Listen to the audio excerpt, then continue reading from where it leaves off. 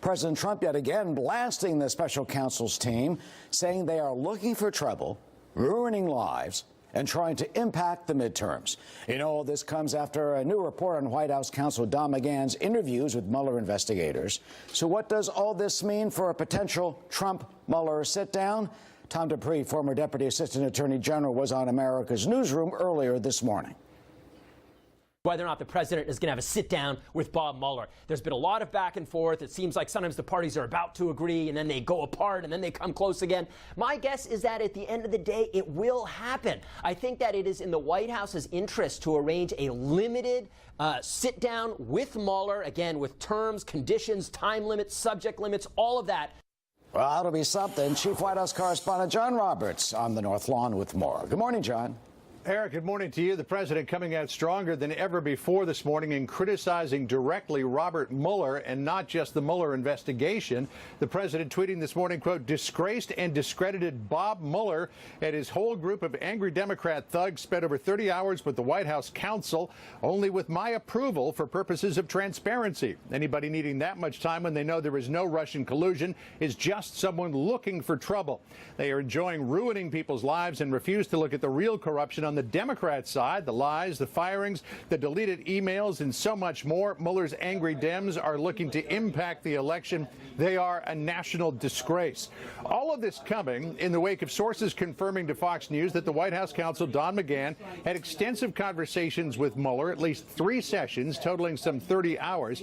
McGahn had been given the green light to cooperate fully with Mueller by the president on the recommendation of 2 of his former attorneys, John Dowd and Ty Cobb. Dowd telling Fox News over the weekend Don McGahn was a very strong witness for the president. The president's current outside attorney, Rudy Giuliani, says while they don't know everything McGahn told Mueller, they don't think he said anything incriminating, that there was nothing incriminating to talk about. Giuliani saying yesterday that John Dowd had spoken to McGahn's attorney, William Burke, about it. Listen here. We have a good sense, obviously, of what Mr.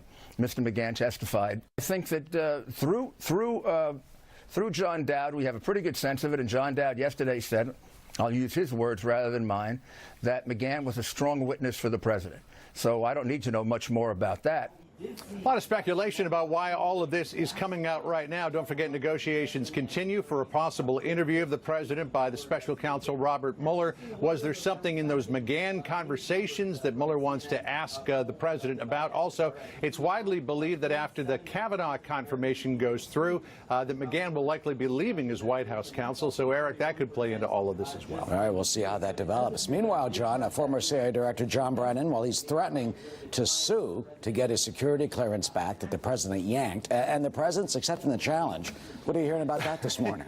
You know, anytime anybody goes up against President Trump, they're usually to get it back just as good as they gave it. Brennan over the weekend suggesting he may sue the White House and the president to get back his security clearance. The president tweeting this morning, bring it on. Quote, I hope John Brennan, the worst CIA director in our country's history, brings a lawsuit. It will then be very easy to get all of his records, texts, emails, and documents to show not only the poor job he did, but how he was involved with the Mueller-rigged witch hunt. He won't sue. Brennan has been one of the president's most outspoken critics. That's no secret, most recently calling his meetings with Vladimir Putin in Helsinki nothing short of treasonous, but insisting that his speaking out about the president is not politically motivated. Listen here. He continually lies to the American people, and the types of things that he's doing, I think I need to speak out. And so I've been speaking out rather forcefully because I believe it's important to do so. I don't believe I'm being political at all. I'm not a Republican. I'm not a Democrat. But Brennan's outspokenness has been met with some criticism from some people. Admiral Mike Mullen, the former chairman of the Joint Chiefs of Staff, said over the weekend that he believes that by Brennan speaking out so publicly and so forcefully against the president, he's actually doing damage to the intelligence community. Eric? All right, John, thanks so much. Sandra? For more on all this, let's bring in Tim Carney, commentary editor at the Washington Examiner. Tim, what do you think about everything you just heard? Well, I don't think that the president is helping himself by following his standard practice of counterpunching. I mean, going after Mueller, what is it going to look like when he says Mueller's discredited? What is it going to look like if Mueller comes out with no Russia-related charges and nothing against Trump or anybody any closer to him than Paul Manafort? but Trump's been blasting him as discredit. In other words, he's acting like he's a guilty man. I don't think because he's a guilty man, but because that's Trump's style. If you mess with him, he will try to punch you back twice as hard. In this case, does it help at the moment? It doesn't seem so. Well, clearly, his attorney, Rudy Giuliani, is making the case that a sit-down should not happen. And here was his explanation why. That's getting a lot of attention this morning and over the weekend about the truth not being the truth. Watch this. When you tell me that, he should testify because he's going to tell the truth and he shouldn't worry, well, that's so silly because it's somebody's version of the truth, not the truth. He didn't have a conversation. Truth is about, truth. I don't mean to go like... No, it isn't truth. Truth isn't truth. Well, that exchange got sent around a lot over the weekend, as I'm sure you saw, Tim. Rudy Giuliani has issued a tweet based on that, saying my statement was not meant as a pontification on moral theology, but one referring to the situation where two people make precisely contradictory statements, the classic he said, she said puzzle. Sometimes further inquiry can reveal the truth, other times it does not. Tim. Well, I personally found it more interesting if this had to do with Pontius Pilate or some bizarre reading of Immanuel Kant. But he's saying that Comey says one thing and Trump says another. The weird thing, though, is that Giuliani seems to think that Mueller could indict Trump just because Comey provides a different account of the meeting.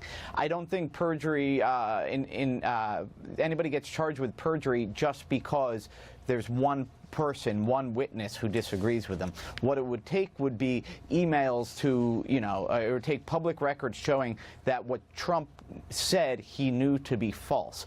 Even if Trump in the meeting did say something about Michael Flynn, that's what the debate was about. Did he tell Comey go easy on Flynn? The debate was over that. Even if Trump did say that, he has the defense, well, I don't remember, that was a small part of a meeting. So you're only going to get charged with perjury if you knew what you were saying at the time was false, and they can prove that through some sort of record. So take a big picture for us now, because we're getting close to these midterm elections. What is the political impact of this in the next few weeks? Well, so far it gives a lot of energy to the Democrats. This prosecution sort of gives a lot of them, the less ideological ones, something to rally on, and it causes the Republicans to rally around them. I don't think we're going to get an indictment in the fall. Does Mueller try to sneak in something just before Labor Day in order to avoid looking political? Well, we saw James Comey be political by trying to avoid looking political, so I don't think there's any clean way to handle this. Tough to keep track of it all. Tim Carney, thank you. Thank you. National Security Advisor John Bolton meeting with Israeli